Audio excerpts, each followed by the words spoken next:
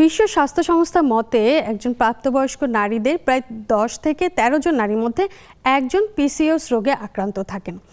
তবে সবচেয়ে ভয়ের বিষয় হলো অনেক নারীরা বুঝতেই পারেন না যে তারা পিসিওএস রোগে আক্রান্ত। এই রোগের একটা অন্যতম এবং প্রধান কারণ হচ্ছে অনিয়মিত মাসিক। তবে শুধু পিসিওএস নয়, অতিরিক্ত স্ট্রেস এবং থাইরয়েডের সমস্যা, যাদের অনেক বেশি ওজন বা হঠাৎ ওজন কমে যাওয়া অথবা অনিয়মিত জীবনযাপন করা, এই সব কিছুই কিন্তু আপনার অনিয়মিত মাসিকের একটি লক্ষণ। তবে এই অনিয়মিত মাসিক কি কি কারণে হতে পারে বা কোন সময় আপনি একজন চিকিৎসকের শরণাপন্ন হতে পারেন, কখন চিকিৎসা নেওয়া দরকার, কি কি ধরনের ওষুধ খেতে হয় বা কি কি পরীক্ষা নিরীক্ষা করতে হয়, এবং কোনো সময়ে আপনার সন্তান ধারণের জন্য এই অনিয়মিত মাসিক কি কোনো কারণ হতে পারে কিনা, এই সব প্রশ্নগুলো নিয়ে আজকের আয়োজন সাজানো। তাই আপনার যদি নিজের কোনো সমস্যা হয়ে থাকে অথবা আপনার স্ত্রী, মা, বোন বা আপনার পরিবারে কোনো নারী সদস্যর যদি অনিয়মিত মাসিকের সমস্যা হয়ে থাকে, তাহলে কিন্তু পুরো অনুষ্ঠানটি কিন্তু অবশ্যই দেখে থাকবেন। আপনাদের সাথে আছি আমি ডাক্তার শারমিন জামান, আর আপনারা দেখছেন নেক্সাস টেলিভিশনের স্বাস্থ্য বিষয়ক আয়োজন কেমন আছেন অনুষ্ঠান। দর্শক, আজকে আমাদের সাথে অতিথি হয়ে আছেন একজন বিশিষ্ট গাইনোকোলজিস্ট। আমাদের সাথে আছেন ডাক্তার তানিয়া রহমান মিতুল। আপু, আপনাকে স্বাগত জানাচ্ছি আমাদের আজকের আয়োজনে। ধন্যবাদ শারমিন, আপনাকেও স্বাগত। দর্শক, আমাদের এই অনুষ্ঠানটি কিন্তু একদম সরাসরি সম্প্রচারিত হচ্ছে। আপনারা চাইলে আমাদের সাথে যুক্ত থাকতে পারেন।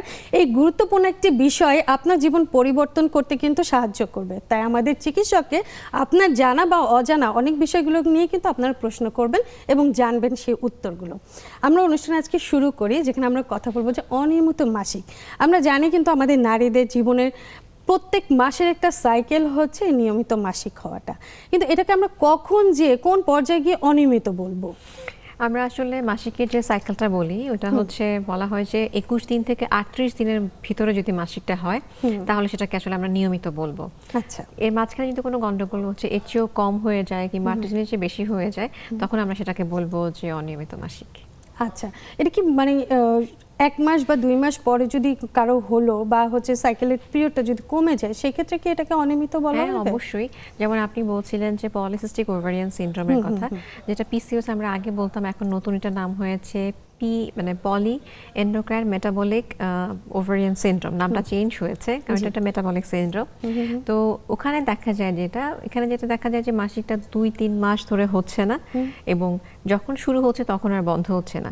যেমন এখানে তাহলে আমরা অনিয়মিত কখন বলবো? দুটা জিনিস, একটা হচ্ছে তার সাইকেলটা চেঞ্জ হয়ে যাচ্ছে, আর যখন মাসিকটা হচ্ছে তার ডিউরেশনটাও চেঞ্জ হয়ে যাচ্ছে। আমরা তো বলছি যে সাধারণত 4 to 5 ডেজ মাসিক হয়, 4 to 8 ডেজ থাকলেও আমরা নর্মাল বলবো, কিন্তু তার যদি তার চেয়ে বেশি 8 ডেজ বেশি চলে যাচ্ছে তখনও সেটা অ্যাবনর্মাল, আবার খুব কম হচ্ছে সেটাও অ্যাবনর্মাল। তো এই পলিসিস্টিক ওভারিয়ান সিনড্রোম অথবা পিএমওএস আমরা যেটাই বলি না কেন, এই ক্ষেত্রে যেটা হয় যে মাসিকটা দীর্ঘদিন ধরে হয় না, 2 থেকে 3 মাস ধরে হচ্ছে না, আবার যখন এটা স্টার্ট হচ্ছে তখন হেভি ব্লিডিং নিয়ে আসছে, আবার দেখা গেছে যে কখনো কখনো 10 দিন 15 দিন সেই ব্লিডিংটা সাস্টেইন করছে। তো দুইটা ক্ষেত্রেই কিন্তু এখানে আসলে মাসিকটা অনিয়মিত, সাইকেলটাও ইরেগুলার হয়ে গেছে, ডিউরেশনটাও ইরেগুলার হয়ে গেছে। এবং ভলিউমটার কথা যদি আমরা চিন্তা করে থাকি, যে পরিমাণ আমার স্রাব যাওয়ার কথা তার থেকে অতিরিক্ত যাচ্ছে, তখনও তো এটা সিম্পটম হিসেবে আমরা নিতে পারি। এটা আসলে যখন এটা তো আমরা পিএমএস এর কথা বললাম, যেটা হচ্ছে বেশি মেনোরেজিয়া, যেটা আমরা বলি যে সিভিয়ার ব্লিডিং হচ্ছে, ব্লিডিং এর সাথে ক্লট যাচ্ছে, পেশেন্ট একদম উইক হয়ে যাচ্ছে, তার ডে টু ডে অ্যাক্টিভিটি ঠিকমতো করতে পারছে না, ওগুলোর আবার বিভিন্ন কারণ রয়েছে। মোস্ট অফ দ্য ক্ষেত্রেই আমরা দেখি যে ওইসব ক্ষেত্রে ফাইব্রয়েড ইউটেরাস, তারপরে রয়েছে পলিপ, তারপরে আছে অনেক সময় হচ্ছে এন্ডোমেট্রিওসিসের জন্য হেভি ব্লিডিং হতে পারে। এখানে আরেকটা জিনিস যুক্ত করা উচিত, এসব ক্ষেত্রে অনেক সময় ডিসমেনোরিয়া, মাসিকের সময় তীব্র তলপেটে ব্যথা, সেটাও আরেকটা সমস্যা বা কারণ হতেও পারে, তাই না? আমাদের সাথে একজন দর্শক আছে, আমরা দর্শকের প্রশ্নটা নিয়ে নিই। দর্শক, নাম বলে প্রশ্নটি করুন। হ্যালো, আসসালামু আলাইকুম। ওয়ালাইকুম আসসালাম। দর্শক, জি, আমি বলছিলাম, মার্জিয়া বলছিলাম। জি, আমার একটা সমস্যা হচ্ছে, এই মাসিকের সময় যেমন মাসিকের রাস্তায় চুলকায় না, আচ্ছা, কিন্তু অন্যান্য সময় এটাতে প্রচুর চুলকায়। আর মাসিকের আগে পরে ওই মাসিকের রাস্তায় আমার মানে দানা, মানে সাদা দলা দলা মানে জাতীয় এগুলো আসে, আপনার কি বলে লিকুইড জাতীয় আসে, অনেক সময় দুই আসে, কিন্তু মাসিকের সময় আবার কোনো ব্যথা হয় না, কিন্তু মাসিকের আগে পরে সমস্যা হয়। আচ্ছা, মানে আগে এর পরে জন্য সমস্যা। একটু সমাধান চাচ্ছিলাম। মার্জিয়ার বয়স কত? আমার বয়স 38। ঠিক আছে ঠিক মার্জিয়া। আছে, দর্শক সাথেই থাকুন আপনি। মার্জিয়া আপনাকে অনেক ধন্যবাদ, খুব সুন্দর একটা প্রশ্ন করেছেন। 38 ইয়ার্স, তো তার হচ্ছে পারভাইজানাল ডিসচার্জ এবং ইচিং ভালভা। তো এই ইচিং ভালভা এবং পারভাইজানাল ডিসচার্জের মেইন কারণ যেগুলোর মধ্যে রয়েছে ফাঙ্গাল ইনফেকশন থাকতে পারে এবং তার আসলে ট্রাইকোমোনাস দিয়েও ইনফেকশন থাকতে পারে। তো আমরা বলে থাকি যে এইসব ক্ষেত্রে যেহেতু তার স্রাবও রয়েছে, সেখানে যদি দুর্গন্ধ থাকে তাহলে আসলে তার পারভাইজানাল কিছু ক্যাপসুল আমরা ব্যবহার করি। কখনো কখনো আমরা অ্যান্টিবায়োটিকও, ওরাল অ্যান্টিবায়োটিকও দিয়ে থাকি এবং ওরাল একটা লোকাল অয়েনমেন্ট ব্যবহার করি। তো সেই ক্ষেত্রে উনি আসলে অ্যান্টিফাঙ্গাল যে কোনো একটা অয়েনমেন্ট ব্যবহার করবেন। আচ্ছা। পারভাইজানাল কিছু সাপোজিটরি পাওয়া যায়, এটা আসলে ডাক্তারের পরামর্শ অনুসারে নিতে হবে এবং সেই সাথে উনি আসলে হালকা কুসুম গরম পানির সাথে লবণ দিয়ে যদি ব্যবহার করেন তাহলে উনি আরাম পাবে। তবে ওনার আসলে অবশ্যই এটা ট্রিটমেন্ট লাগবে, একটা ট্রিটমেন্ট লাগবে এবং মেইন লাগবে। কথা যেটা হচ্ছে একজন গাইনোকোলজিস্টের শরণাপন্ন হওয়াটা হ্যাঁ, দরকার। আর ওনাকে যেটা বলবো যে সুস্থ হওয়ার পরে উনি অবশ্যই যেন সার্ভাইকাল জরায়ুমুখের ক্যান্সারের যে ভ্যাকসিনটা রয়েছে এটা যেন আমি যেন জিজ্ঞেস করলাম বয়সটা কত। আমরা তো আসলে গভর্নমেন্ট থেকে তো এখন স্টার্ট করেছে 9 থেকে 45 বছর বয়স পর্যন্ত আমরা আসলে ভ্যাকসিন দিয়ে আচ্ছা, থাকি। আচ্ছা। 9 থেকে 16 বছরের জন্য হচ্ছে 2টা করে ভ্যাকসিন, আর হচ্ছে 16 থেকে 45 বছর পর্যন্ত আসলে 3টা ডোজ। উনি এটা আসলে অবশ্যই নিয়ে নেবেন। অবশ্যই নিয়ে নেবেন, যেটা যে কারণে উনি সুস্থ থাকতে হ্যাঁ, পারবেন, কারণ তাই ওনার না? চাপটাও ভাঙছে এবং ইচিং ভালভাও রয়েছে, তাহলে উনি অবশ্যই কোনো জীবাণু দ্বারা কন্টামিনেট ইনফেকশন তার হয়েছে। হতেই পারে। এই জন্য তার আসলে দর্শক আপনার ভ্যাকসিনটাও কিন্তু নিয়ে নেওয়া প্রয়োজন। তাই আপনি যে কোনো স্বাস্থ্য সংস্থার সাথে যোগাযোগ করবেন, সরকারিভাবে আপনি পেতে পারেন। তাই 3টা ডোজ আপনি কিন্তু মিস করা যাবে না। আচ্ছা, আমাদের দর্শক কিন্তু আরেকটা কথা বলেছেন, যেটা হচ্ছে পিরিয়ডের আগে বা পরের সময় ওনার তলপেটে ব্যথা থাকে। শুধু ব্যথা না, অনেক নারীদের ক্ষেত্রে দেখা যায় শারীরিক কিছু পরিবর্তন আসে। এই কারণটা কি, বা এটা কি ভয় পাওয়ার কিছু না, কিনা? এখানে যেটা হচ্ছে যে অনেক সময় প্রি মেনস্ট্রুয়াল সিনড্রোম যেটাকে বলে, আসলে মেনস্ট্রুয়েশনের আগে তো শরীরে কিছু ফ্লুইড অ্যাকোমোডেশন মানে হচ্ছে হয়, তো সেই জন্য অনেকে প্রি মেনস্ট্রুয়াল ম্যাস্টালজিয়া, একটু ব্রেস্ট পেইন হতে পারে। আর উনি যেটা বলছেন যে ইচিংটা আগে পরে থাকে এবং তলপেটে ব্যথা করে। অনেক সময় পেলভিক ইনফ্লামেটরি ডিজিজ, আমরা যেটা বলছি উনি হয়তো কোনো জীবাণু দ্বারা আক্রান্ত হয়েছে, যেটা পেলভিক ইনফ্লামেটরি ডিজিজের যেটা হয় যে মেনস্ট্রুয়েশনের আগে পর্যন্ত ব্যথাটা থাকে, কোনো কন্ডিশন থাকে। আসলে মেনস্ট্রুয়েশন যখন হয় তখন ব্যথাটা একটু রিলিফ হয়, পরে আবার ব্যথাটা শুরু হয়। আমি আশা করব যে উনি যখন মেডিকেশনটা কোর্সটা কমপ্লিট করবেন অ্যান্টিবায়োটিকের, তখন অবশ্যই স্বস্তি পাবেন, ভালো থাকবেন ইনশাআল্লাহ। আর এটার সাথে কি আমি কি আরেকটু অ্যাড করতে চাই, সেটা হচ্ছে যে অনেকে ইউরিনে ইনফেকশন থাকে, সেই ক্ষেত্রে কি জরায়ুমুখের জায়গাটা চুলকোতে পারে কিনা, বা পিরিয়ডের সময় কোনো সমস্যা হতে পারে কিনা? যাদের ইউরিনারি ট্র্যাক ইনফেকশন, আমাদের আসলে মেয়েদের ইউরিনারি ট্র্যাক ইনফেকশনটা বেশি হয়, কারণ হচ্ছে মেয়েদের ইউরেথ্রাল ব্লেনটা অনেক ছোট, 4 সেন্টিমিটার। তো এই ক্ষেত্রে ইউরিনের সাধারণত আপার ইউটিআই এবং লোয়ার ইউটিআই হয়। সাধারণত এটার যেই দিকগুলো থাকে, মানে হচ্ছে সিমটমগুলো থাকে, ওনার ফ্রিকোয়েন্সি অফ মানে বারবার টয়লেট হবে, পেশাব, অনেক সময় দেখা যাবে যে ইনকমপ্লিট ইভাকুয়েশন, উনি টয়লেটে যাবেন, উনি ইভাকুয়েট করার পর মনে হবে যে কমপ্লিট হয় নাই ভয়েডিংটা।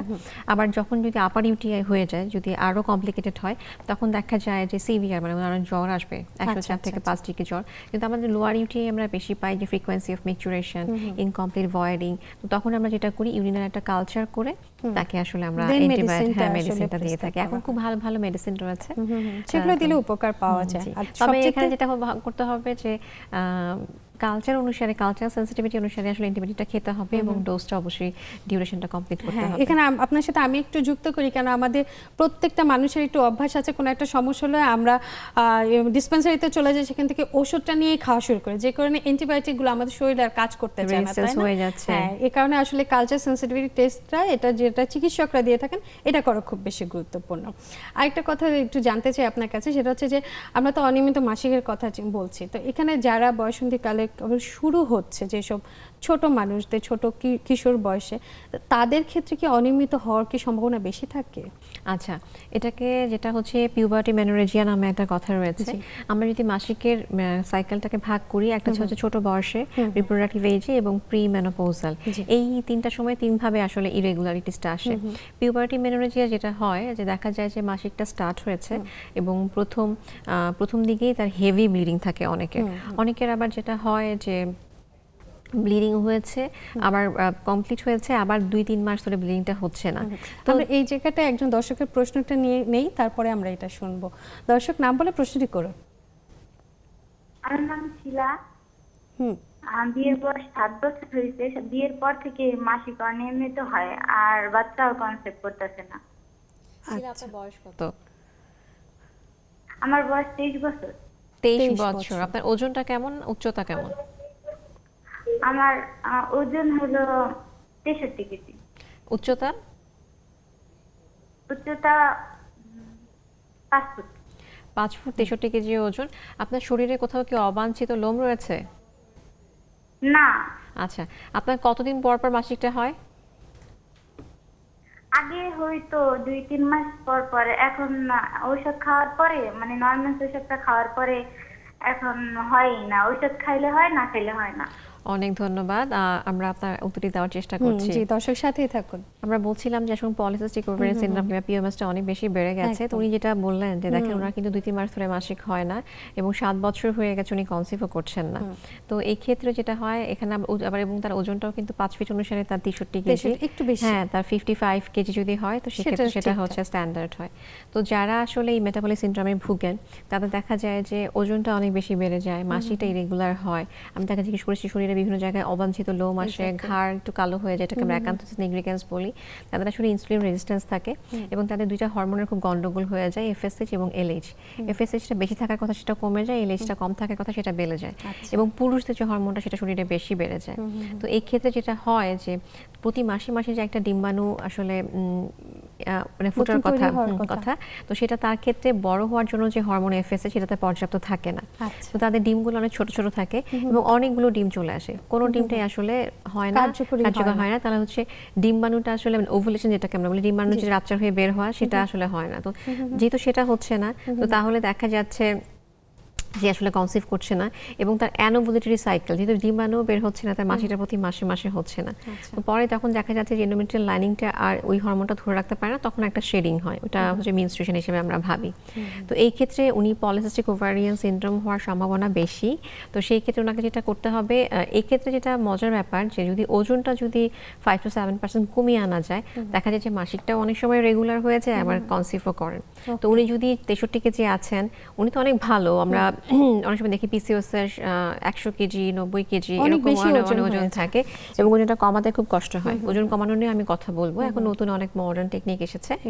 তো ওনার ক্ষেত্রে যেটা হবে উনি 55 কেজির দিকে ওনার ওজনটা আনবেন। এই ডায়েটের জন্য উনি হচ্ছে কার্বোহাইড্রেট জাতীয় কিংবা সুগার জাতীয় খাবারগুলো একটু কাট করবেন, অবশ্যই একদম সম্পূর্ণ কাট করবেন না, যেমন হচ্ছে পর্যায়ে রেখে একটা পরিমাপ রেখে, যেমন হচ্ছে উনি 55% রাখবেন কার্বোহাইড্রেট, বাকি হচ্ছে প্রোটিন আর ফ্যাট থাকবে। তো প্রোটিনটা একটু বাড়াবেন, চিনি জাতীয় খাবার একটু কমিয়ে দিবেন এবং ডেইলি 30 মিনিট আসলে হাঁটবেন, ঘাম ছড়িয়ে হাঁটবেন। তো এভাবে দেখা যাবে 3 মাসের মধ্যে তার ওজনটা হয়তো অনেকটাই কমে আসবে এবং তার পরবর্তীকালে উনি চিকিৎসকের শরণাপন্ন হবেন, তাকে মেনস্ট্রুয়েশন রেগুলার করার জন্য ওষুধ দেওয়া। কিন্তু বলছেন যে নরম্যান্স নামে উনি ওষুধ খান, নরএক্সিস্টেরন, এটা প্রোজেস্টেরনটা না খেলে তার মাসিকটা হচ্ছেই না। তার মানে হচ্ছে আমার মনে হচ্ছে উনি আসলে পিসিওএস এরই ভুগছেন, আক্রান্ত। হ্যাঁ, এটা সম্ভাবনা খুবই বেশি। এবং এক্ষেত্রে আরো একটি সমস্যা আমরা দেখছি, জানি হাইপোথাইরয়েডিজম, ওটাও আমরা অনেক বেশি পাচ্ছি। তো এগুলো ওভারঅল আমরা বলতে পারি তা পুরো একটা বডি চেকআপের প্রয়োজন, তাই না? শুধুমাত্র হ্যাঁ, উনি গাইনোকোলজির কাছে গেলে উনি এটা আসলে ধরা পড়বে, প্রসেসটা উনি জানতে পারবেন কি কি সমস্যা হচ্ছে, কেন হচ্ছে, সেই সমস্তটা কিন্তু আপনার জানা প্রয়োজন। না হলে কিন্তু দেখবেন পরবর্তীতে যখন বয়স আর একটু বেড়ে যাবে তখন আরো সমস্যাটা বেড়ে যাবে। এজন্য ওজনটাও নিয়ন্ত্রণে আনতে হবে এবং আপনার যত হরমোনাল চেকআপগুলো আছে সেগুলোও করতে হবে। তাই দর্শক আর দেরি না করে আপনার চিকিৎসকের শরণাপন্ন হওয়া কিন্তু খুব বেশি দরকার। আমাদের সময় হয়ে গেছে ছোট একটা বিরতি নেওয়ার। বিরতি থেকে আসার পরে আমরা কিন্তু বয়ঃসন্ধিকালে কি কি ঘটনা ঘটে সেই বিষয়গুলো জানবো। তাই দর্শক সাথেই থাকুন, ফিরছি কিছুক্ষণের মধ্যে ছোট্ট একটা বিরতি নিয়ে এসে। বিরতির পর সবাইকে আরও একবার স্বাগত জানাচ্ছি, আমি ডাক্তার শারমিন জামান। আপনারা দেখছেন কেমন আছেন অনুষ্ঠান। আজ আমরা কথা বলছি অনিয়মিত মাসিক নিয়ে, আর আমাদের সাথে আজকে আছেন ডাক্তার তানিয়া রহমান মিত্র। আমরা বিরতিতে যাবার আগে আপনার কাছে জানতে চাচ্ছিলাম বয়ঃসন্ধিকালে যে অনিয়মিত মাসিকটা হয় সেই বিষয় নিয়ে। হ্যাঁ, আমরা কথা বলছিলাম যে যখন বয়ঃসন্ধিকালে যখন মাসিকটা স্টার্ট হয় তখন যেটা দেখা যায় যে মাসিকটা হয়েছে, খুবই ব্লিডিং হচ্ছে, ক্লটেড ব্লাড যাচ্ছে, 7, 8, 10, 12 দিন ধরে ব্লিডিং হচ্ছে, একদম হ্যাঁ, ছোট বাচ্চা, সে এত স্কুলে যেতে পারছে না, খুব ভয় পাচ্ছে, তলপেটে অনেক ব্যথা হচ্ছে। এটাকে আমরা আসলে পিউবার্টি মেনোরেজিয়া বলি, কারণ তার আসলে মাসিকটা একদম স্টার্ট হয়েছে তখন আসলে বডি অ্যাডাপ্টেড না। আবার দেখা যায় যে মাসিকটা শেষ হলো, আবার 3-4 মাস ধরে এটা আসলে ব্লিডিংটা আবার আসছে না, তখন আসলে মারা আমাদের কাছে আসেন যে মাসিক তো হয়েছে হয়েছে একবার, আবার 3 মাস হচ্ছে না। তো এটা আসলে এই পিউবার্টিতেই হয়, এটা 2 বছর লাগে আসলে সাইকেলটা ঠিক হওয়ার জন্য।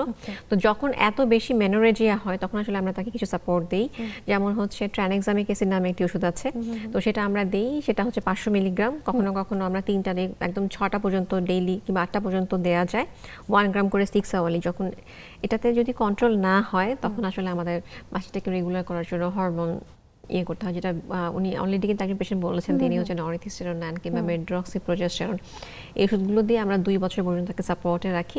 তারপরে দেখা যায় এটা আসলে একদম রেগুলার হয়ে যায়। সবার যেটা হবে তা না, কারো কারো হতে পারে। আর একটা বিষয় যেটা হয় যে অনেকের আবার ওই যে 3 মাস 4 মাস হচ্ছে না, তখন আসলে ওয়ারিড হওয়ার কিছু নাই, এটা আসলে হরমোন দিয়েও রেগুলার করা যায়, আবার অনেক সময় দেখা যায় এমনিতেও ঠিক হয়ে গেছে, রেগুলার হয়ে যায় হয়তো বা 1 বছর পরে। আরেকটা সমস্যা হয় ডিসমেনোরিয়া, প্রচন্ড ব্যথা হয়, তখনও মানুষ কিন্তু স্কুলে যেতে পারে না। যদি ডিসমেনোরিয়াটা যদি শুধুমাত্র নর্মাল টলারেবল হয়, তো আমরা তখন মেফেনামিক অ্যাসিড নামে একটি ওষুধ রয়েছে, তো আমরা সেটা প্রেসক্রাইব করি। তারপর যদি না কমে তখন আসলে দেখতে হয়, অনেক সময় দেখা যায় যে পিউবার্টিতেও এন্ডোমেট্রিওসিস নামে একটা রোগের মানে হার ইদানিং বেড়ে যাচ্ছে, তো ওটা আছে কিনা, ওটার আলাদা ট্রিটমেন্ট রয়েছে। সবকিছুই আসলে ট্রিটমেন্ট নিয়ে ভালো থাকতে হবে, কারণ যদি ট্রিটমেন্টটা না নেয় পরবর্তীকালে এটা আসলে প্রোগ্রেশনটা বেড়ে যায়, পরবর্তীকালে সমস্যাটা আরো বেশি হয়। হ্যাঁ, কেন এটা আপনি কয়েকটা ওষুধের কথা বললেন যে সমস্যা হলে ওষুধগুলো দেয়া হয়, কিন্তু সবার ক্ষেত্রে না, তার জন্য তো চেকআপের প্রয়োজন আছে, কি কারণে হচ্ছে সেটুকু দেখার দরকার আছে। এবং এটা গেল হচ্ছে শুরুর বিষয়টা, যখন হচ্ছে একজন কিশোরী শুরু হচ্ছে পিরিয়ডটা তখন। এবং আরেকটা সাইকেল আসে নারীদের ক্ষেত্রে, যেটা একদম শেষ মুহূর্তে এসে আমরা মেনোপজের সময় যেটা বলি, সেই সময় তো বন্ধ হয়ে যাবে, কারো তো একবারে বন্ধ হচ্ছে না, ওই সময় তো একটু থেমে থেমে বন্ধ হয়, সেটাকেও কি অনিয়মিত মাসিক হিসেবে কি ধরে নেওয়া হয়? পেরিমেনোপজাল যে টাইমটা, ওই সময়টাতেও অনেক সময় দেখা যায় যে এরকম অনেকদিন ধরে ব্লিডিং হচ্ছে, আবার একই মাসে 2-3 বার হচ্ছে, তো তখনও আমরা দেখি যে আসলে কোনো কারণ রয়েছে না খালি পেরিমেনোপজের জন্যই। তো এটা দেখা যায় যে আস্তে আস্তে জিনিসটা বন্ধ হয়ে যায়, ইরেগুলারিটিস হয়ে ডিউরেশনটা বাড়তে থাকে, তারপর আস্তে আস্তে বন্ধ হয়ে যায়। তবে অবশ্যই ইভালুয়েট করে দেখতে হবে যে অন্য কোনো কারণ পিছনে রয়েছে কিনা, যদি কারণ থাকে তাহলে সেটার ম্যানেজমেন্ট নিতে হবে, আর যদি কারণ না থাকে তাহলে তো ওয়েট করতে হবে মেনোপজ পর্যন্ত। তবে এই সময় নারীদের ক্ষেত্রে অনেক কিছু কিছু সিমটম দেখা যায়, কারো হাত পা জ্বলে, মাথা জ্বলে এবং মেজাজ খিটখিটে হয়ে যায়, এইগুলো কি কোনো চিকিৎসা আছে নাকি মাসিক বন্ধ হয়ে গেলে এমনিতেই সব চলে যাবে? এগুলো এখন খুব ভালো ম্যানেজমেন্ট রয়েছে, এখন তো আসলে হচ্ছে হরমোনাল রিপ্লেসমেন্ট থেরাপিও দেওয়া হয়, খুব সেফ, এবং এটা এখন আমাদের দেশের বিভিন্ন ফার্মাসিউটিক্যাল কোম্পানিগুলো নিয়ে এসেছে। আমরা আসলে আনন্দের সাথে এটা বলবো যে বিদেশে কিন্তু এই মেডিসিনগুলোর অনেক দাম, তো আমাদের দেশে কিন্তু অনেক কম খরচে নিয়ে এসেছে। তো সেক্ষেত্রে আবার দেখতে হবে, একটু আমাদেরকে ইভালুয়েট করে দেখতে হবে যে ফ্যামিলিতে ব্রেস্ট ক্যান্সারের কারো হিস্ট্রি রয়েছে কিনা, কিংবা পেশেন্টের কোনো আছে কিনা, জিনিসগুলো ইভালুয়েট করে দেখার পরে তখন আসলে আমরা রিপ্লেসমেন্ট থেরাপিটা দিয়ে থাকি। আচ্ছা, কারো যদি ধরেন 6 মাস বা 1 বছর যদি মাসিক কোনো কারণে বন্ধ হয়ে যায়, সেই ক্ষেত্রে কি চিকিৎসকের শরণাপন্ন হবে নাকি অনেক 2-3 মাসের পরেই তার আর কি যাওয়াটা প্রয়োজন?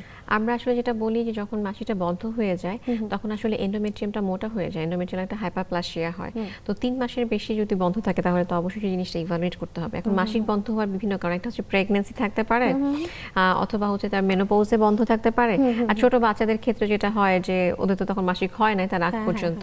আরেকটা সময় মাসিক একটু বন্ধ থাকে, সেটা হচ্ছে যখন মা ব্রেস্ট ফিড করে, ল্যাকটেশনাল অ্যামেনোরিয়া আমরা এটা বলে থাকি। তো আগে ইভালুয়েট করে দেখতে হবে প্রেগন্যান্ট কিনা, অথবা এন্ডোমেট্রিয়ামে কোনো ডিজিজ আছে কিনা। তো আমরা যেটা ভাবি যে আসলে প্রতি মাসে মাসে মাসিক হবে সেটা নরমাল, সেটা যদি নাও হয় 3 মাস অন্তর অন্তর আসলে মাসিকটা কাম্য। আপনি বারবার একটা শব্দ বলছেন, কয়েকটা ডিজিজের কথা, এন্ডোমেট্রিওসিস, এই অসুখটা আসলে কি, কাদের বেশি হয়? আচ্ছা, এন্ডোমেট্রিওসিস একটা অসুখ, যেটা হচ্ছে আমরা জানি যে এন্ডোমেট্রিয়াম হচ্ছে জরায়ুর ভিতরে একটা লাইনিং থাকে, ওখান থেকে প্রতি মাসে মাসে শেডিং হয়ে আসলে ব্লিডিংটা হয়। তো এই এন্ডোমেট্রিয়ামটা যদি জরায়ু লাইনিং ছাড়া অন্য কোথাও থাকে তাহলে এটা আসলে অ্যাবনর্মাল, যেমন থাকতে পারে ওভারিতে, থাকতে পারে জরায়ুর মাংসপেশিতে, অনেক সময় অনেকের ফুসফুসে থাকে, অনেকের নাকে থাকে। তো এটিপিক্যাল মানে কোনো অ্যাবনর্মাল সাইটে যদি এন্ডোমেট্রিয়ামটা থাকে তাহলে দেখা যায় যখন মাসিক হয় তখন ওই জায়গা থেকেও আসলে ব্লিডিংটা হয়। অনেকের ওভারি থাকে, ওভারি থেকে সেই ব্লিডিংটা জমা হয়ে চকলেট সিস্টের মতো তৈরি হয়। অনেকে বলবেন যে আমার চকলেট সিস্ট আছে, সিভিয়ার পেইনফুল একটা কন্ডিশন।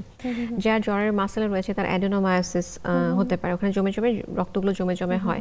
তো এটা হচ্ছে প্রচণ্ড ব্যথা নিয়ে আমাদের কাছে পেশেন্টরা আসে, আর যারা আসলে রিপ্রোডাক্টিভ এজে আসেন তারা একটা কমপ্লেন নিয়ে আসেন যে বাচ্চা হচ্ছে না, কারণ হচ্ছে তার ওভুলেশনটা, ডিম্বাণুর কোয়ালিটি খারাপ হয়ে যায়, বাচ্চা হচ্ছে না। এই জায়গাটা একটু আসবেন, একজন দর্শক আছে সাথে, আমরা একটা প্রশ্নটা নিতে চাই। দর্শক নাম বলে আপনার প্রশ্নটি করুন।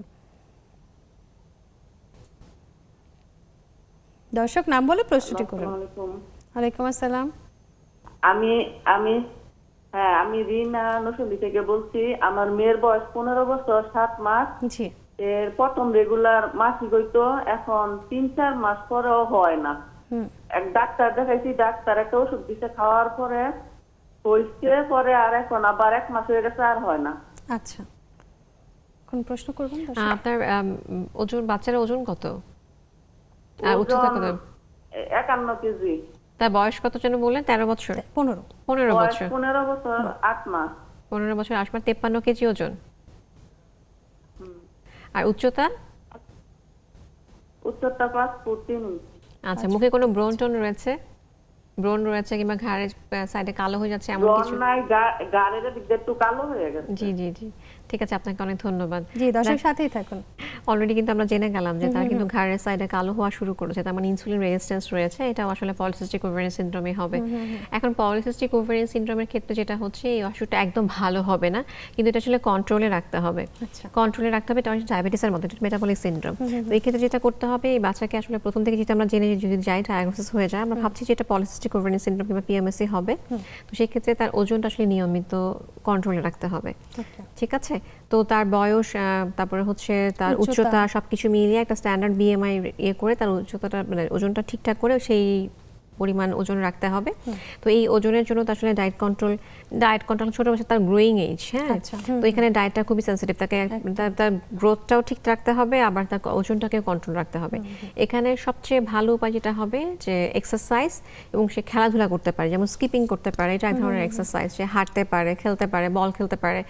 এখন তো মেয়েরা অনেক ধরনের আউটডোর গেম করছে, সেগুলো করতে পারে। এখন একটা সমস্যা যেটা হয়ে গেছে, আমাদের বাচ্চারা আসলে সবই ট্যাব, কম্পিউটার, এটার প্রতি আসলে আসক্ত হয়ে যাচ্ছে। মাঠে কেউ খেলাধুলা করছে না, ফাস্টফুড খাবার, যে ফুড পার্টনার রয়েছে বেশি খাচ্ছে, ওজনটা বেশি বেড়ে যাচ্ছে, সেক্ষেত্রে বডির মুভমেন্ট নাই। তো এইগুলো একটা কারণ। তো আমি আশা করবো যে ওজনটা কমাতে হবে, লাইফস্টাইল চেঞ্জ করতে হবে। তারপরেও যদি তার ম্যানেজ না হয়, তাহলে হরমোনটা আসলে রেগুলার করার জন্য কিছু মেডিসিন দিতে হবে।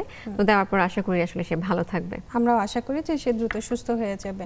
আমরা গর্ভধারণ নিয়ে একটু জানতে চাই, যেটা হচ্ছে যাদের অনিয়মিত মাসিক থাকে, তারা কি কোনো সময় কি গর্ভধারণ করতে পারছেন, এরকম কোনো সমস্যার সম্মুখীন হতে পারে কি?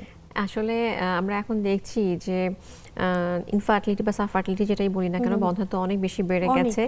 তো এই কারণগুলো যেগুলো রয়েছে, তার মধ্যে আপনি বললেন যে অলরেডি মাসিকটা ইরেগুলার। মাসিকটা ইরেগুলার হয়তো নানান কারণ রয়েছে, যেমন আমরা পিএমএস এর কথা বলেছি, পলিসিস্টিক ওভারিয়ান সিনড্রোম, তারপরে এন্ডোমেট্রিওসিস, চকলেট সিস্ট। আবার কেউ অনেকে আবার বন্ধ্যাত্বে ভুগেন, তার যদি বায়োল্যাটারাল টিউবাল ব্লক থাকে সেই ক্ষেত্রে।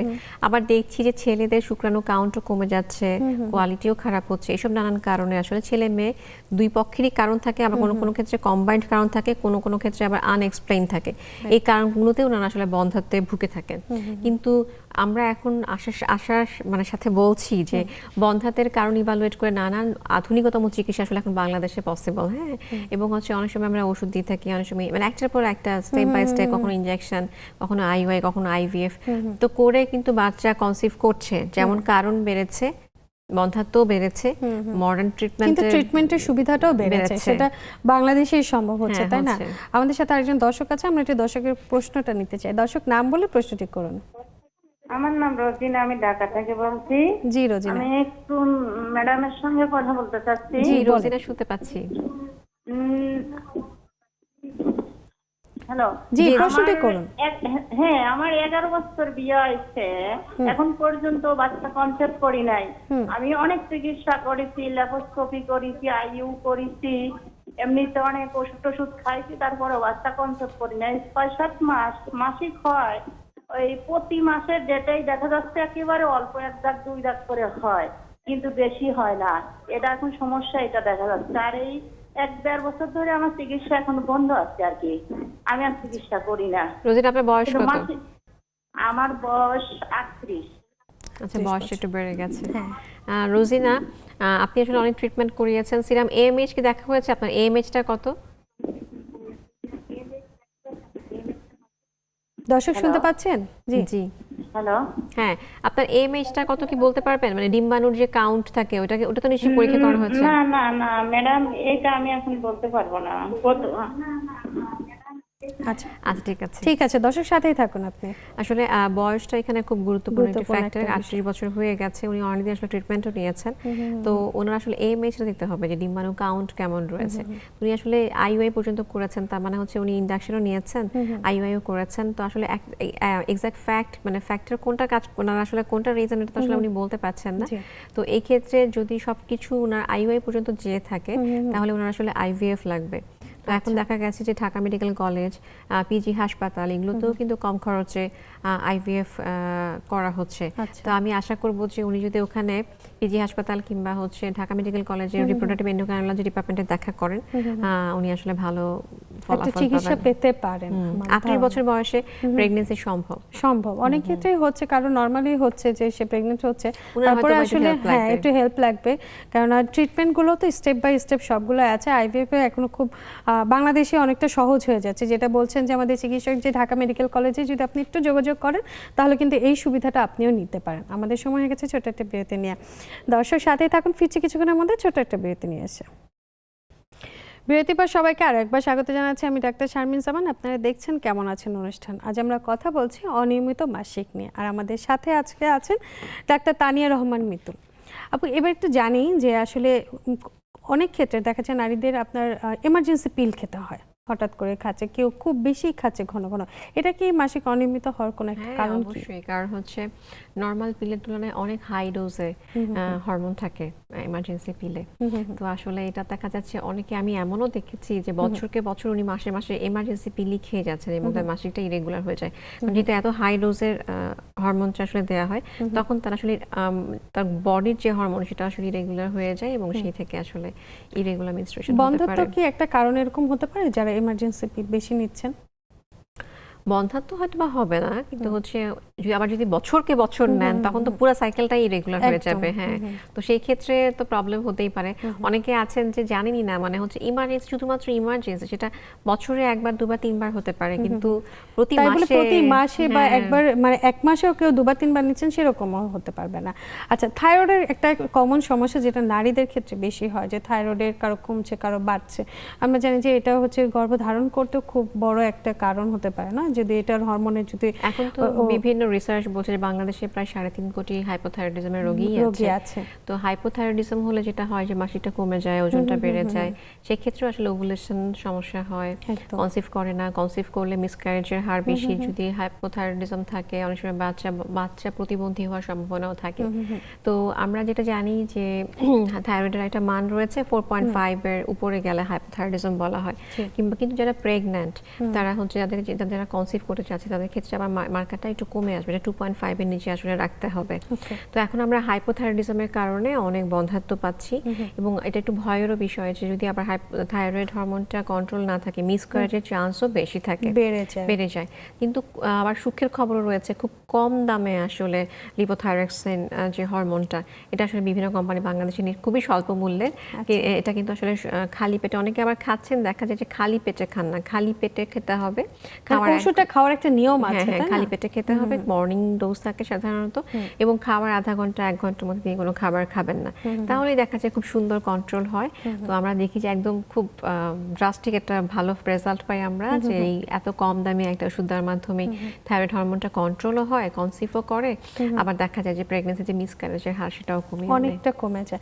তবে এটার সাথে আরেকটা প্রশ্ন আপনাকে একটু করতে চাই, সেটা হচ্ছে যদি কারো প্রেগন্যান্সিতে থাইরয়েডের ইমব্যালেন্স থাকে বা সে থাইরয়েড রোগে আক্রান্ত হয়ে থাকে, তাহলে কি তার সন্তানও কি এই রোগ নিয়ে কি জন্মগ্রহণ করতে পারে? এই বাচ্চারা সমস্যা হতে পারে, এবং সে আসলে অনেক সময় প্রতিবন্ধীও হতে পারে, যেহেতু থাইরয়েড নিয়ে যদি জন্মগ্রহণ করে, এটা গুরুত্বপূর্ণ হরমোন। কিন্তু যদি এখানে আসলে ভয় পাওয়ার কিছু নেই, কারণ যদি হাইপোথাইরয়েডিজম থাকে, সে যদি বাইরে থেকে সাপ্লিমেন্ট নেয়, তাহলে একটা নরমাল মানুষের যেরকম বাচ্চা হবে তারও আসলে বাচ্চা সেরকমই হওয়ার একটা, মানে আমরা জিনিসটাকে অনেক ছোট করে দেখি যে থাইরয়েডের সমস্যাটা অনেক বেশি গুরুত্বপূর্ণ না, তবে প্রেগন্যান্সিতে এটা অনেক বড় একটা সমস্যা হতে পারে। তবে আপনি বারবার একটা কথা বলছেন যে ওজনের ব্যাপারটা, ওজন এখন আমরা যদি ওভারঅল যদি চিন্তা করে থাকি, তো সবারই দেখা যাচ্ছে উচ্চতা থেকে যদি সামঞ্জস্য করা যায়, অনেকের ক্ষেত্রে একটু বেড়ে যায়, বিশেষ করে কিশোরী, আমি দুটোই বলবো যে নারী পুরুষদের ক্ষেত্রে ওজন নিয়ে তারা একটা সমস্যায় পড়ে। তো নারীদের ক্ষেত্রে যেহেতু মাসিক একটা বড় অনিয়ম ঘটতেই পারে ওজনটা নিয়ে, তো বাড়তি ওজনটাকে কিভাবে আসলে কন্ট্রোল করা যায়, বা হচ্ছে এটাকে মেনটেন করার একটা যদি প্রসেস বলেন আপনি। আচ্ছা, এখন ওজনটা নিয়ে আসলে আমি নিজেও সবসময় খুব কনসার্ন থাকি যে ওজন বেড়ে যাচ্ছে কিনা, এটা সবাই আমাদের ভয় এখন। একদম। কারণ ওজনের কারণে যেটাতে কারো ব্যাক পেইন হয়, কারো ইনফার্টিলিটি হয়, কারো মেনস্ট্রুয়াল ইরেগুলারিটি হয়, এই ওজনের কারণে কারো করোনারি হার্ট ডিজিজ হয়, হার্টে ব্লক, কারো হাইপারটেনশন, হতেই কারো পারে। ডায়াবেটিস, অনেক কারণ শুধুমাত্র এই ওজনের সাথে জড়িত। আগে যেটা হতো যে আমরা কিন্তু আসলে হাঁটাহাঁটি বেশি হতো, মোবাইল ফোন, ল্যাপটপ এত বেশি ছিল না, বাচ্চারাও এত খেলাধুলা করার সময় খেলাধুলা পেত। করতো, মাঠ ছিল। এখন যেটা হয়েছে যে এসব কারণে জাঙ্ক ফুড, ফুড পান্ডা এসব কিন্তু আগে এত ছিল না।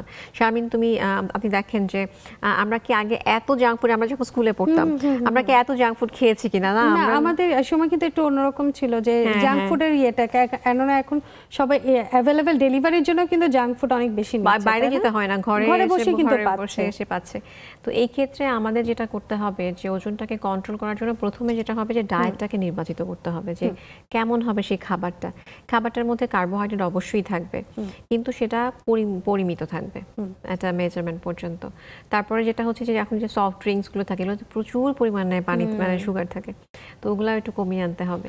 খাবারের মধ্যে সারাদিনের ডেইলি রুটিনে খাবারের মধ্যে ফল আনতে হবে, সেখানে আমাদের দেশীয় যে মৌসুমী ফলগুলো আছে যেগুলো এত মিষ্টি না, ওগুলো খুব ভালো। তারপরে হচ্ছে প্রোটিনটা, যে আমরা যেটা বলি যে বয়েলড এগ, ওটা হচ্ছে আমরা মর্নিং এ 2টা খেতে পারি। তারপরে হচ্ছে মাঝখানে যেটা হচ্ছে মৌসুমী ফল খেতে পারি 11টার দিকে।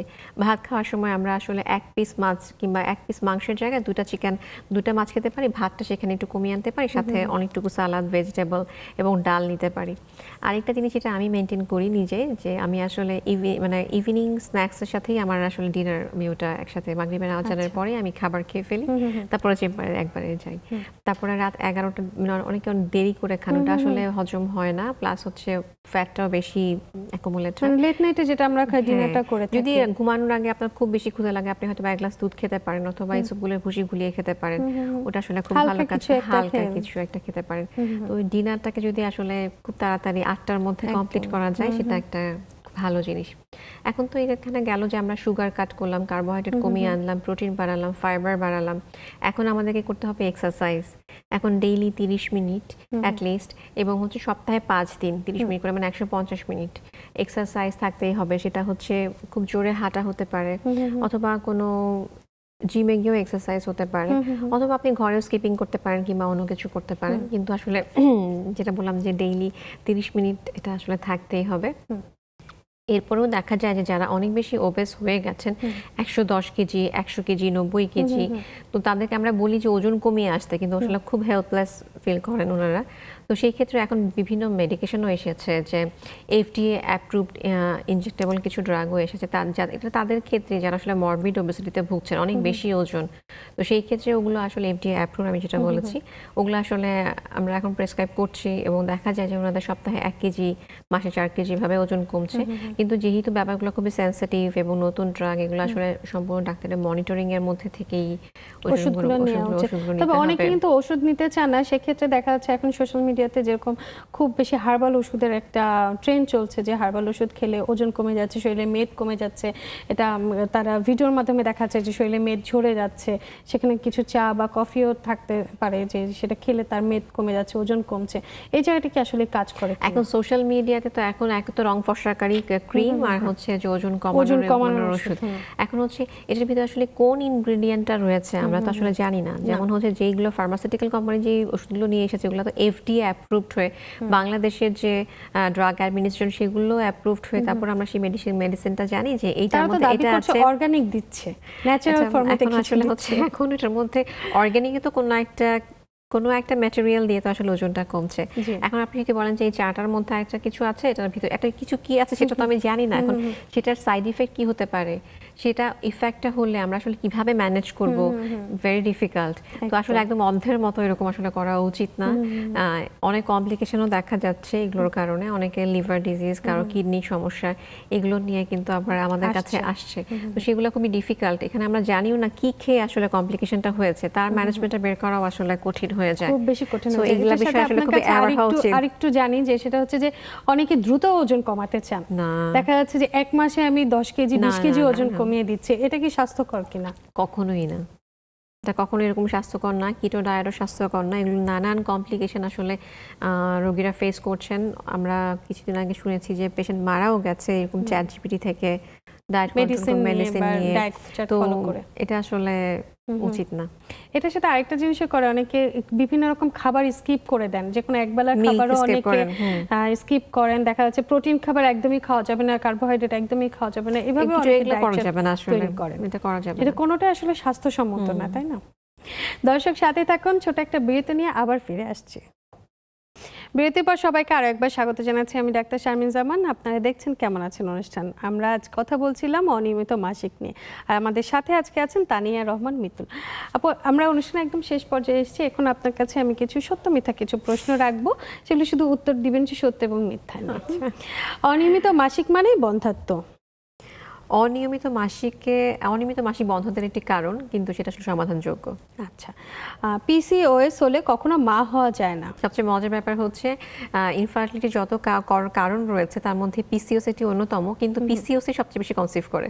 মানে এখানে ডিম্বাণুর সংখ্যা অনেক বেশি থাকে। অনেক বেশি থাকে। আচ্ছা, মানসিক চাপ মাসিকের চক্র বদলে দিতে পারে। অবশ্যই স্ট্রেস মাসিকের চক্র বদলে দিতে পারে। মাসিক বন্ধ মানেই গর্ভধারণ। না, মাসিক বন্ধ মানে গর্ভধারণ না। গর্ভধারণ হলে মাসিক বন্ধ থাকে, তবে আরো বেশ কিছু কারণে মাসিক বন্ধ থাকতে পারে। আচ্ছা, অতিরিক্ত মোটা বা অতিরিক্ত রোগা হলে মাসিক অনিয়মিত হতে পারে। হ্যাঁ, এটা কিন্তু মানে কেউ ক্রাশ ডায়েট করে সেক্ষেত্রে মাসিক অনিয়মিত হতে পারে। ওজন বেশি হলে তো আমি বলেছি মাসিক অনিয়মিত হবে, বন্ধ্যাত্ব হতে পারে, এটা একটা কারণ। কিন্তু আবার যারা অনেক বেশি শুকনো তাদের ক্ষেত্রে হাইপারথাইরয়েডিজমও একটা হচ্ছে ইনফার্টিলিটির কারণ, লক্ষণ হিসেবে থাকতে পারে। থাইরয়েড এবং রোগে আবার ক্রাশ ডায়েট করলে খুব দ্রুত ওজন কমে গেলে সেটাও আসলে হচ্ছে সমস্যা করতে পারে। থাইরয়েডের রোগে মাসিকের সমস্যা হতে পারে। হ্যাঁ, থাইরয়েডের রোগে মাসিকের সমস্যা হতে পারে, যেমন হাইপোথাইরয়েডিজমের কথা বলেছি, হাইপারথাইরয়েডিজমে মাসিকের সমস্যা হতে পারে। আচ্ছা, সব অনিয়মিত মাসিকেই হরমোনের ওষুধ লাগে।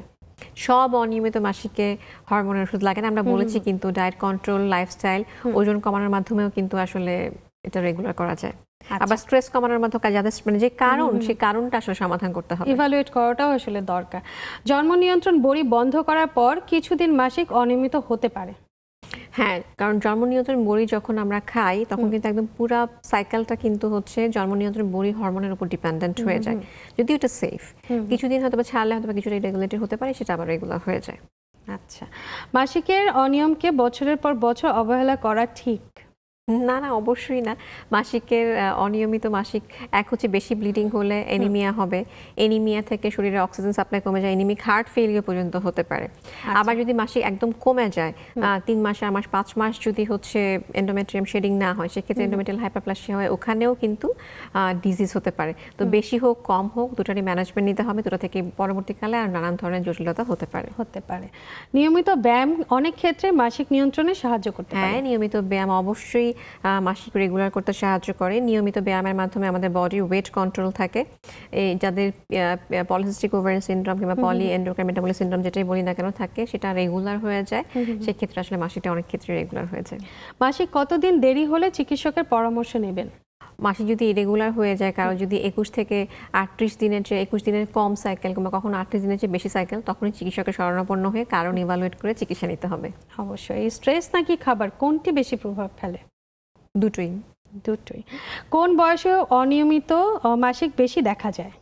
আমরা অনিয়মিত মাসিক আগে দেখছি পিউবার্টি যখন স্টার্ট হয়, 2 বছরের বেশি খুবই ইরেগুলার থাকে।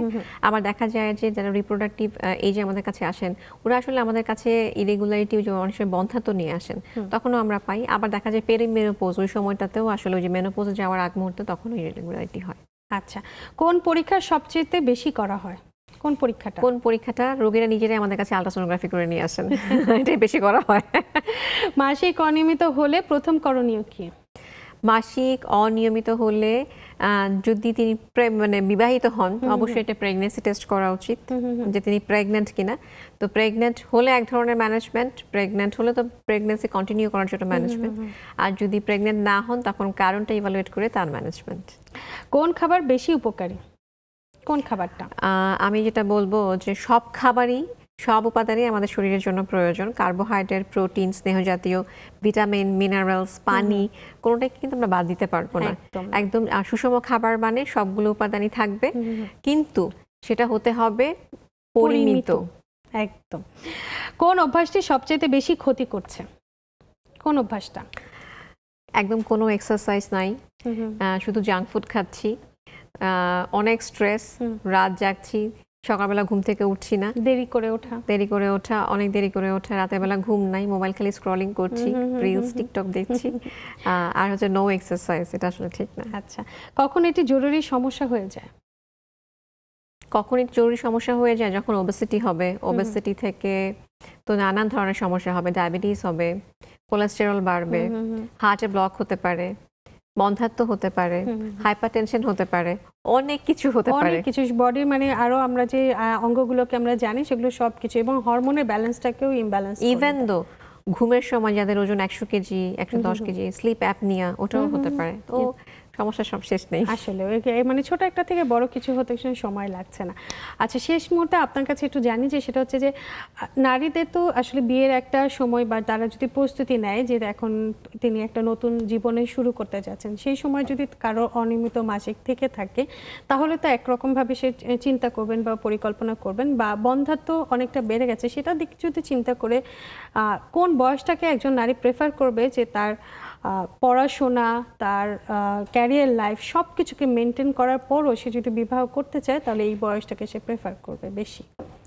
আমরা যেটা বলি যে আসলে বিবাহ কোন বয়সে করবে সেটা তো আসলে ফ্যাক্ট। আমরা যেটা বলি যে 30-এর পরে যে ফার্টিলিটিটা কমে যেতে থাকে, ঠিক আছে, তো 30-এর মধ্যে ফ্যামিলিটা কমপ্লিট করা উচিত, করে নেওয়া উচিত।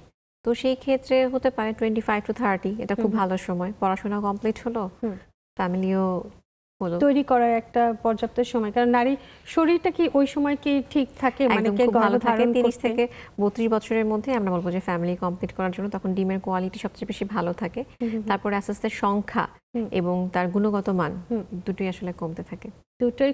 তাহলে যদি সচেতন হতে চায় কেউ, তাহলে সে যদি তার পুরো লাইফটাকে যদি কমপ্লিট করতে চায় বা প্ল্যান যদি করতে চায় তাহলে এই প্ল্যানটা সে মাথায় রাখতে পারে। সুস্থ জীবনযাপন করতে চাইলে একজন নারী কি কি পরিকল্পনা মাথায় রাখবে? সুস্থ নারী আসলে তাকে অবশ্যই খাবারটার দিকে খেয়াল রাখতে হবে। নারীরা যেটা করে যে বাসায় হাজবেন্ড বাচ্চাকে সব ভালো ভালো প্রোটিন, মানে মুরগি সবকিছু দিয়ে সে শুধু গলার হালদিটা খায়, সেই দিন আসলে এখন আর নেই। প্রোটিন সবাইকেই খেতে হবে, নারীকেও ভালো খাবার খেতে হবে, শুধু বাচ্চাকে আর হাজবেন্ডকে খাওয়ালেই হবে না। আমাদের মাদেরকে আমরা যেটা দেখেছি, তো ডেইলি খাবারে শুধু বাচ্চাকেও দুধ খাওয়ালে হবে না, নারীকেও দুধ খেতে হবে। সেই সাথে এখন বিভিন্ন সাপ্লিমেন্ট পাওয়া যায়, যেমন ভিটামিন ডি আমরা ডেফিসিয়েন্সি দেখছি, ক্যালসিয়ামের ডেফিসিয়েন্সি দেখছি। যদি দুধ দিয়ে না হয় সেটা, তাহলে সেই সাপ্লিমেন্টগুলো নেওয়া যেতে পারে। যদি এনিমিয়া পাওয়া যায়, বাংলাদেশের বেশিরভাগ নারীদের 35 থেকে 46% হচ্ছে অ্যানিমিক, ওগুলোর সমাধান করতে হবে। এক্সারসাইজ করতে হবে, অনেক কাজ করতে হবে, ফ্যামিলিকেও টাইম দিতে হবে।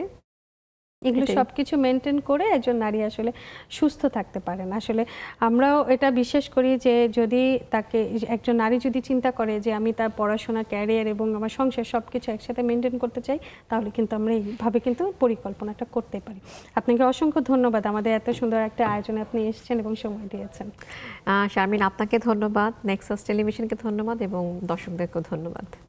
ধন্যবাদ দর্শক আপনাদেরও যারা এতক্ষণ আমাদের সাথে ছিলেন। আসলে নারী কিন্তু পুরো একটা পরিবারকে কিন্তু আগলে রাখছেন, তার স্বাস্থ্যটাও কিন্তু জরুরি সুস্থ রাখার। তাই নিজেকে সুস্থ রাখতে হলে, আপনার পরিবারটার যত্ন নিতে হলে নিজের জন্য পর্যাপ্ত সময় রাখতে হবে, সাথে স্ট্রেসও কমাতে হবে, মনটাকে ভালো রাখতে হবে। আর আমাদের চিকিৎসকের মতে সুষম খাদ্যাভ্যাস এবং এক্সারসাইজ, এই দুটোই কিন্তু আপনাকে একটু মেনে চললে দেখবেন আপনি নিজে সুস্থ থাকবেন। নিজে সুস্থ থাকলে তো আপনার পরিবার সুস্থই থাকবে। ভালো থাকবেন সবাই, দেখাবে অন্য কোনো পর্বে। আজ বিদায়।